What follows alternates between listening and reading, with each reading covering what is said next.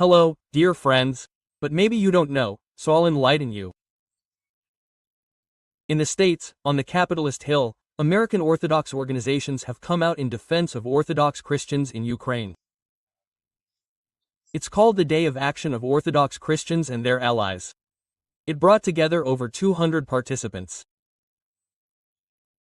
Representatives of the Russian Orthodox Church abroad, the Serbian Orthodox Church, the Antiochian Orthodox Church, the Orthodox Church in America, laity, clergy, Orthodox jurisdictions, Christian communities in the U.S., Orthodox believers, lawyers, and others are taking part. They are demanding the repeal of Law 3894, which is directed against the Ukrainian Orthodox Church, and an end to the imprisonment of clergy.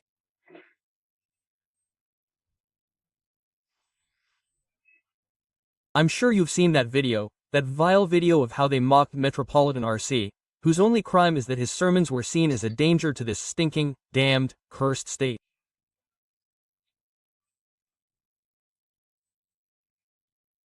And so they're leading him away in handcuffs, knowing he's very sick, an elderly man, very sick, which has been confirmed. In fact, thanks to their own damned medical system, they've nevertheless handcuffed a very dangerous man. He's more dangerous than the defendants in the corruption scandal involving Zelensky and Yermak Mindik's organized crime group, because they're walking around without handcuffs, while he's in court in handcuffs. Of course, this is deeply shameful.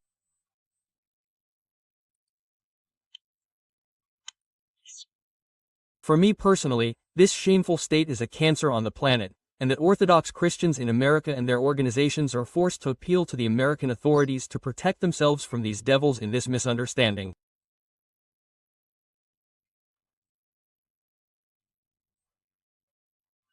Now everyone's rushing around with a peace plan, and that peace plan has a lot written into it.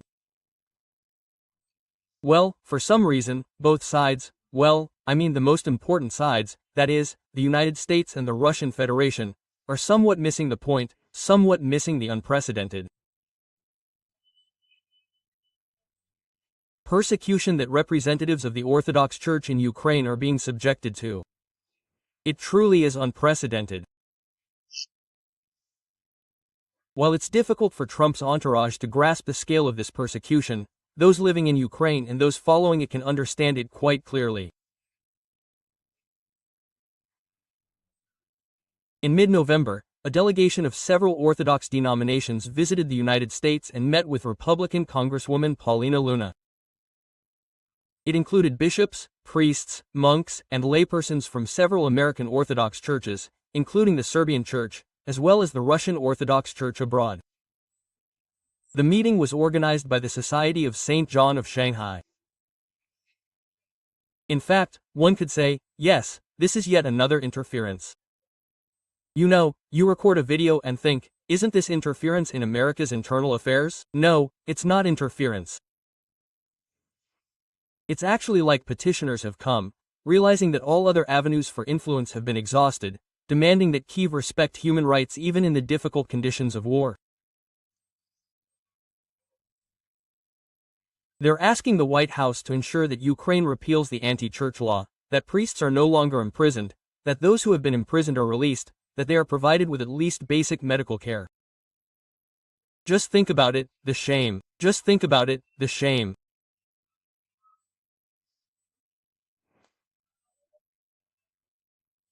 We have to ask the states to simply provide medical care to those in prison, to stop deliberately drafting them into the army, and to stop assigning them to positions they can't perform simply because they're clergy, simply because they intend to live by the Bible.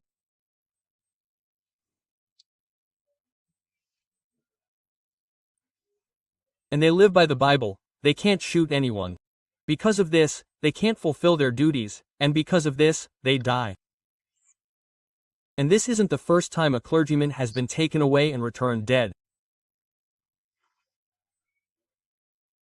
The community doesn't intend to advocate for an end to military support for Ukraine, but it is asking for mechanisms to be created to guarantee that American funding, that is, hundreds of millions of dollars being sent unchecked, isn't used to oppress Christians in ways such as raiding churches, arresting clergy, and so on.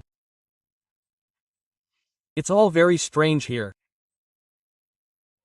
For some reason, the organizations and individuals who are on the payroll of various American organizations immediately fall silent and begin to ignore what they call representatives of civil society.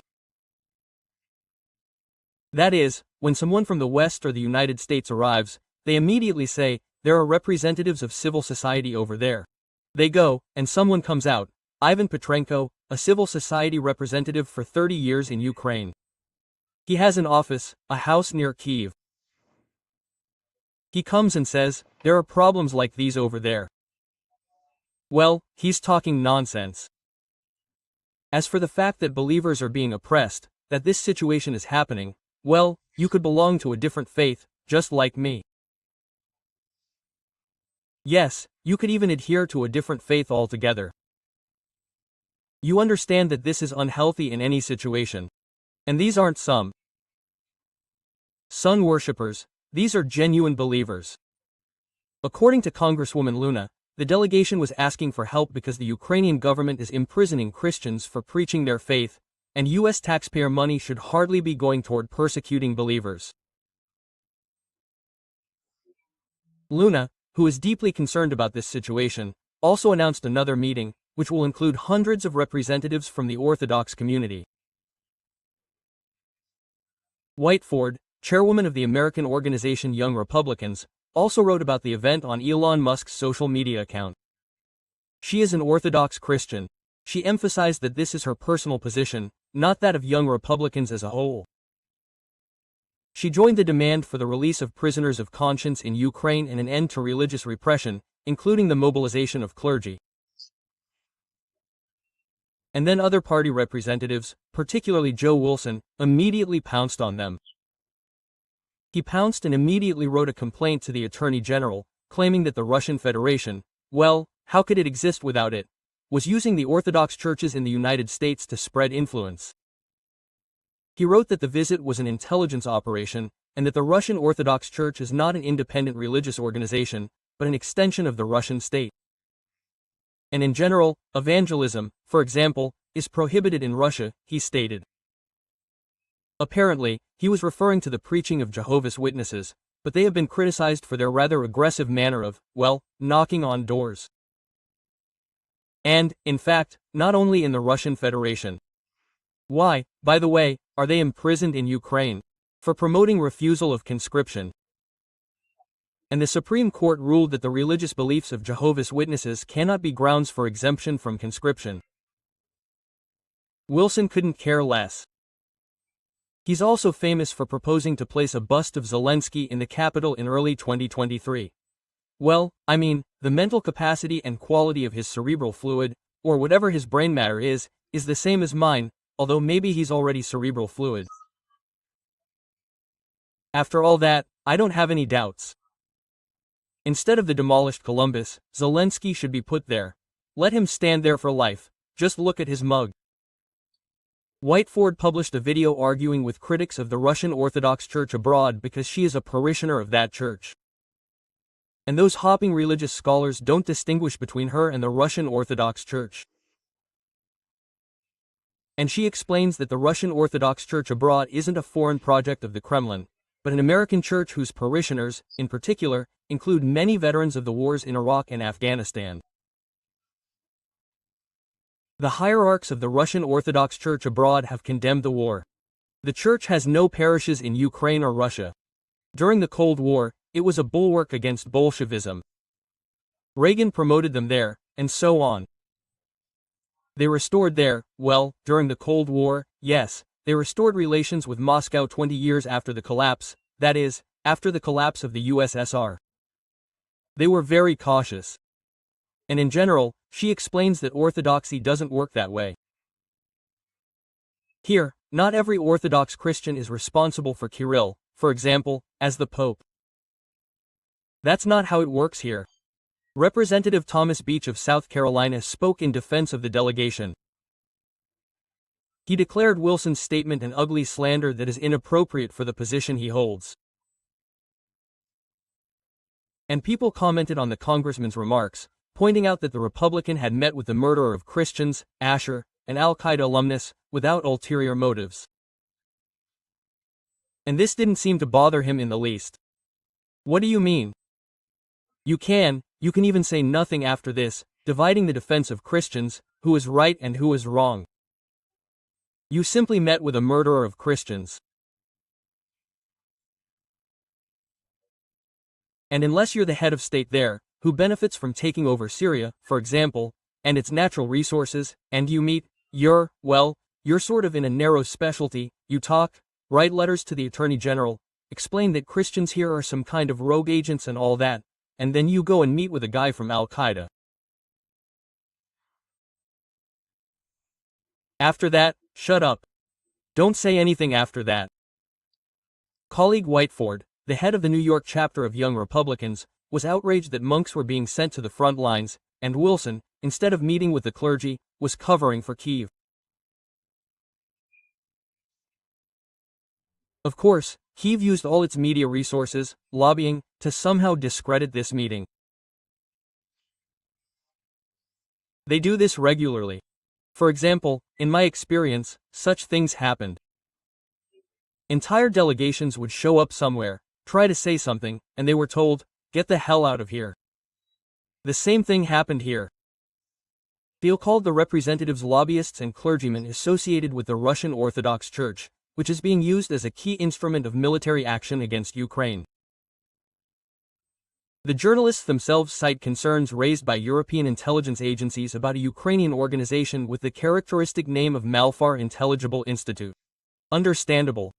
And also the PAR resolution of April 24, which calls on the state and council members not to consider the Russian Orthodox Church in the context of freedom of conscience and expression. In short, no distinction is being made. Well, you know how it is, but why would anyone need it? Between the Russian Orthodox Church and the Russian Orthodox Church abroad. But between the UOC and the Ukrainian Orthodox Church, it is also being lumped in with the ROC. And, of course, citing PAR resolutions, the devils ignore UN reports that condemn attempts to ban the UOC with discriminatory laws for alleged reasons of national security. All sorts of Ukrainian apologists for the OCU have joined in, also trying to portray the Christians' pleas for help as the ROC's efforts to influence American policy. Kyiv, of course, sends its own delegation of evangelicals there, who, by the way, are not representatives of the most influential denomination in Ukraine. This was followed by a stream of similar materials about Moscow trying to infiltrate Washington through religious cells. Of course, such movements cannot occur without the ecumenical patriarchate, which also calls all these people agents of the Russian Federation. In particular, they came up with a new gem about the UOC persecuting and killing members of the OCU. Of course, there are no such cases. Never have there been. In other words, the ecumenical patriarchate simply lied. There are known cases, on the contrary, of UOC churches being seized, beaten, or even, downvoted, even for what they profess. You've seen perfectly well the seizure of these churches, with weapons. But the ecumenical patriarchate decided to present the information this way, and that's its right. How much spirituality and conscience do they have? American priests from the Society of St. John of Shanghai point out to the archons that they provide no evidence. They're spouting nonsense that contradicts the findings of independent human rights activists, journalists, and even American government officials. The Serbian Orthodox Diocese of Eastern America has responded to the Hill's publication, accusing the authors of lying about their hierarchy. The original text claimed that Bishop Iranej met with Putin during Serbian Patriarch Porfiry's visit to Moscow, which is a fabrication. Proto-presbyter Vasilije Vranić of the Serbian Orthodox Church also criticized the article. He speaks of shocking ignorance and flagrant violations of human rights and religious freedoms against the UOC. So, this isn't an article, but simply a collection of, human waste. You know, I'm just being cautious in my definitions.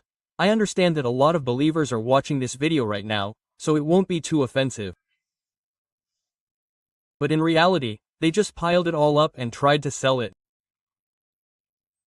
American Orthodox believers are very afraid of a regression to, the McCarthy era, where they'll be persecuted for their faith, accused of being Russian agents. In U.S. history, this has happened with Jews and Catholics, for example. The leading pro-Ukrainian religious spokesman in the U.S. is Trump's spiritual mentor, Pastor Burns. We've already covered him, because after his visit to Ukraine, he suddenly seemed oblivious to the persecution of free speech. He saw a beacon of budding religious freedom there, where, it turns out, all faiths are welcome.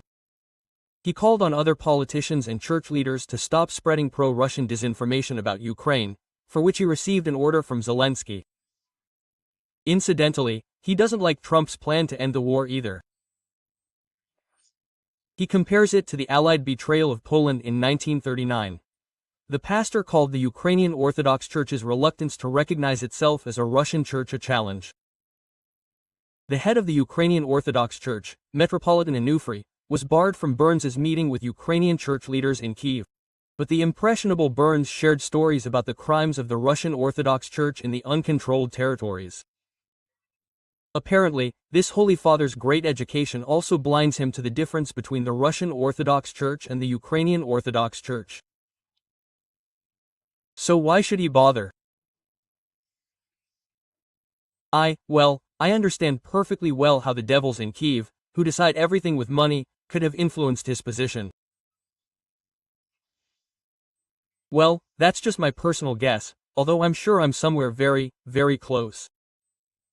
And anyway, this will eventually come to light during some of Mendich's latest negotiations. As you recall, send the 2-ruble note to Moscow. This Holy Father wrote about the infamous meeting as follows. I read with deep concern the news that a delegation associated with the Russian Orthodox Church has arrived in Washington. Let me be frank, when the Church stands hand in hand with a regime that blesses bombs and traffics in death, we cannot pretend that we meet only for spiritual dialogue. He called on church leaders and every believer to exercise prudence and pray for Ukraine. We must ask ourselves, who are we in solidarity with when we sit down at the negotiating table? If your interlocutor approves of cruelty, your platform is compromised. That is, if you sit down at the negotiating table with Zelensky, whose SBU, let's say, kills people, just outright kills people and imprisons them for their opinions, then you're. And you must understand that you're. Look, this was said by Trump's spiritual mentor. For now, I hope he's a spiritual mentor, because the guy is, frankly, on fire. And also about their support for weapons, their support for Putin, and that's it. American priests came to meet him there.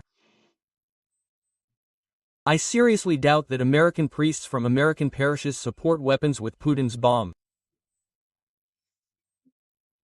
They don't mention the abuse of Metropolitan Arseny, who's being dragged through court in handcuffs like a dangerous criminal, nor the seizure of churches, nor the threats to ban the church entirely due to protests by its clergy. Supporters of the UOC admit that this pompous text was written for him in Kyiv.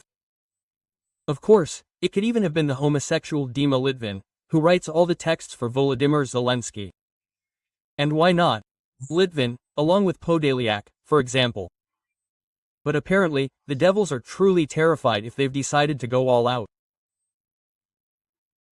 I don't know, stirring up a religious war in the center of Europe, they won't get a pat on the head for that anyway. Ursula and Fondern, it's not forever. Someday, perhaps, people will come along who will try to say that white is white, and black is black. What we're seeing is clearly the persecution of a single denomination, and it's clearly a religious war, because this denomination has millions of parishioners. What are we supposed to do with them? What are they, Tuts and Hutus or something? For now, it's a soft option, I emphasize, for now, a soft option. Therefore, events like these that took place on the capitalist Hill will, God willing, allow representatives of Orthodox Christians, whom I, for example, support and always have supported, to reach out to someone. I think, in any case, the UOC will outlive its detractors. And they, as best they can, are trying to reach out through peaceful means to explain what's happening in this part of the world. This absolutely trashy part of the world. Let's say that's it, may God help them. Bye. Subscribe.